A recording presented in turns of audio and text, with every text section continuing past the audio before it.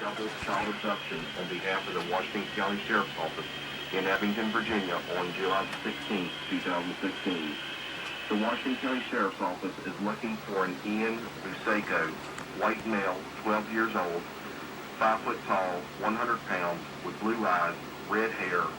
They're also looking for Riley Bacon, a white female, 9 months old, 2 foot tall, 35 pounds, with blue eyes and blonde hair. The children are believed to be in extreme danger and were last seen on Stone Mill Road in Abington, Virginia.